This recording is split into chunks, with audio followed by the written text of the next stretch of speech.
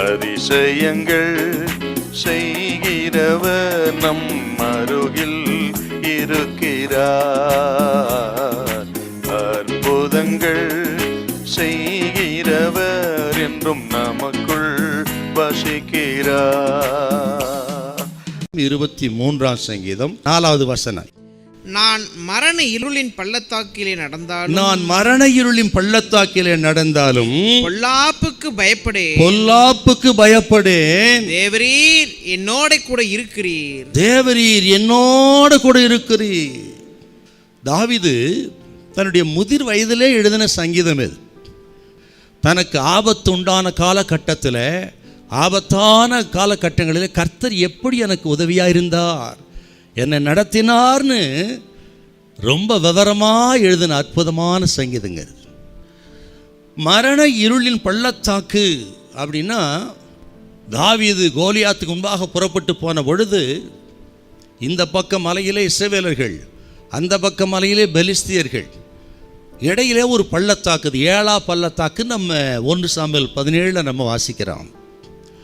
அந்த ஏலா பள்ளத்தாக்கில் கோலியாத்தை எதிர்த்து புறப்பட்டு போன பொழுது அவர் அடைந்த இந்த பயம், திகில், இருள், அதைத்தான் இங்கே மரண இருளின் பள்ளத்தாக்குன்னு சொல்கிறார்.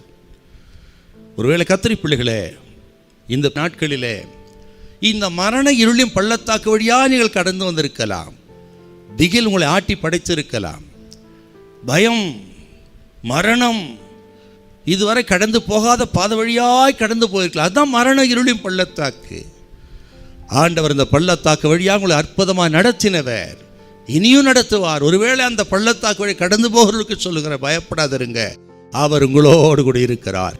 ஆண்டவர் இன்றைக்கு சொல்லுகிறார் தேவ பிள்ளைகளை பார்த்து, கர்த்தர் என்னோடு இருக்கிறாரா? இருந்தா இதெல்லாம் ஏன் நடக்கணும்? ஆண்டவர் இருக்கிறார் என்பதற்கு எனக்கு ஒரு அடையாளம் வேண்டும்.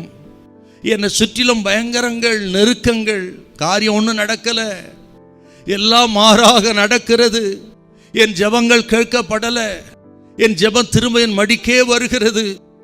நம்பிக்கையற்ற ஒரு நிலைமையில் இருக்கிற, இனி காரியம் கைகூடி வருமா அல்லது இப்படியே போய்விடுமா என்று கலங்கி இருக்கிற, ஒருவேளை மரண திகில் பிடித்த பாத வழியாக போகிற உங்களை பார்த்து ஆண்டவர் சொல்லுகிறார், பயப்படாதிருங்க, நான் உங்களோடு இருக்கிறேன். என்னோடு இருக்கிறாரா?